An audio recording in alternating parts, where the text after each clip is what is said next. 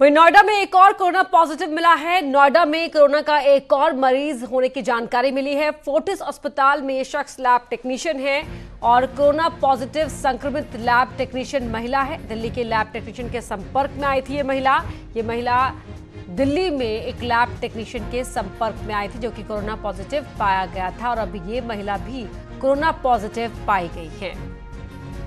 बड़ी खबर, नोएडा में एक और कोरोना पॉजिटिव संक्रमित जो महिला है वो लैब टेक्नीशियन है। वो दिल्ली के एक लैब टेक्नीशियन के संपर्क में आई थी और अब दोनों को ही कोरोना पॉजिटिव होने की जानकारी मिल रही है। प्रीति श्रीवास्तव हमारे सहयोगी लाइव जुड़ गई है हमारे साथ। प्रीति, एक और कोरोना पॉजिटिव नोएडा में।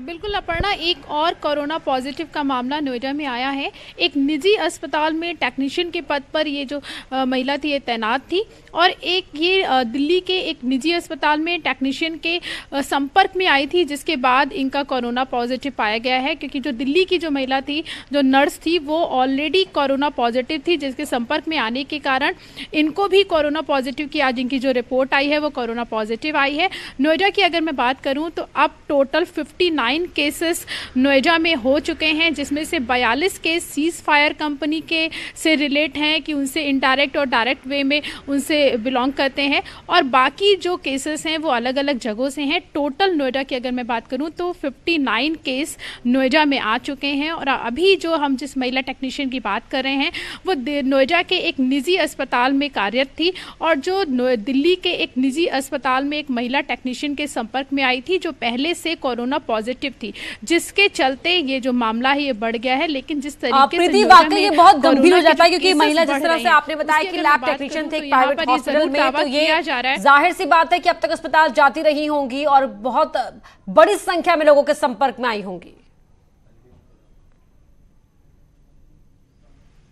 बिल्कुल अपर्णा, बिल्कुल आप सही कह रही हैं कि एक बड़ा मामला भी हो जाता है क्योंकि ये जो टेक्नीशियन है ये अस्पताल निजी अस्पताल में कार्यरत हैं। नोएडा के एक बड़ा अस्पताल है जहां पर ये काम करती हैं, तो और भी लोगों के संपर्क में भी आई हैं। और साथ ही अगर मैं बात करूं मेडिकल स्टाफ का, डॉक्टर्स की बात करूं, नर्स की स्टाफ करूं, वहाँ पे सफाई कर्मियों की बात करूँ तो उनके संपर्क में भी आई है और अपनी फैमिली के भी संपर्क में आई है। ऐसे ना जाने वो कितने लोगों से मिली होंगी।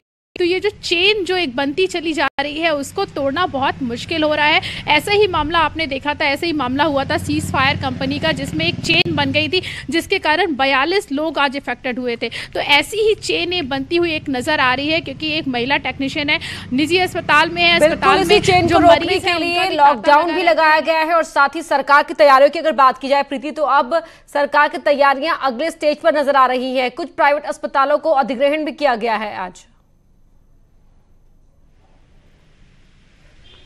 बिल्कुल अपर्णा, जो सरकार की तैयारियां हैं, सरकार दावा कर रही है, प्रशासन दावा कर रहा है कि हम कोरोना से लड़ने के लिए पूरी तरीके से तैयार हैं। उसी मुहिम में आज नोएडा के 4 अस्पतालों का अधिग्रहण किया गया है। इसमें से ये जो 4 अस्पताल हैं ये प्राइवेट अस्पताल है जिसमें से सुरभि अस्पताल, गोल्ड अस्पताल, लाइफ केयर अस्पताल और भारद्वाज अस्पताल, इन चारों अस्पतालों को अधिग्रहण किया गया है। यहाँ पे कोरोना के जो मरीज हैं उनको क्वारंटाइन किया जाएगा, उनका इलाज किया जाएगा। और अच्छी बात यह है अपर्णा कि ये जो अस्पतालों के जो डॉक्टर्स हैं, जो प्राइवेट अस्पतालों के जो डॉक्टर्स हैं वो भी इसमें सपोर्ट करेंगे क्योंकि पहले भी आईएमए ने ये कहा था कि हमारे जो प्राइवेट डॉक्टर्स हैं अगर ज़रूरत पड़ेगी तो वो वहाँ पे इलाज करने भी जाएंगे, दूसरे अस्पतालों में भी इलाज करने जाएंगे, सरकारी अस्पतालों में भी इलाज करने के लिए जाएंगे।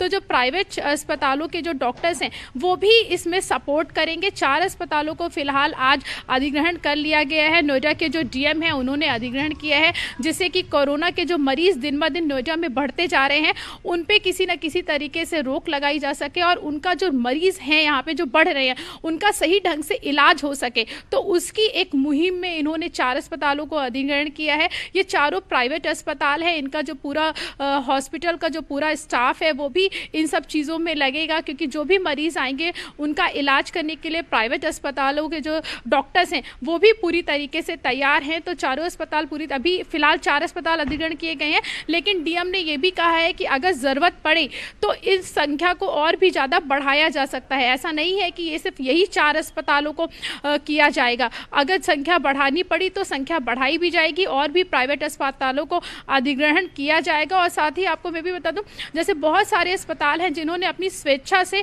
अपने अस्पतालों को दिया है। अभी हाल ही में कैलाश अस्पताल ने जो 100 बेड का जो अस्पताल था, उन्होंने ग्रेटर नोएडा में उन्होंने कोरोना के मरीजों के लिए दिया था, अपनी स्वेच्छा से दिया था। तो ऐसे बहुत सारे अस्पताल भी हैं जो अपनी स्वेच्छा से आगे आ रहे हैं और अगर जरूरत पड़ी सरकार को या प्रशासन को तो वो और भी प्राइवेट अस्पतालों को अपने अधिग्रहण करेगी। और साथ ही गौतम बुद्ध यूनिवर्सिटी की जिसकी हम बात कर रहे थे, गौतम बुद्ध यूनिवर्सिटी का भी अधिग्रहण किया गया था कि अगर जरूरत पड़ेगी ऐसी तमाम बिल्डिंग्स जो इस पूरे मामले में इस्तेमाल की जा सकती है उनका अधिग्रहण किया जा रहा है। सरकार की तैयारियां यहाँ पर अगले चरण में बढ़ती नजर आ रही है। बहुत शुक्रिया प्रीति आपका इस पूरी बातचीत के लिए।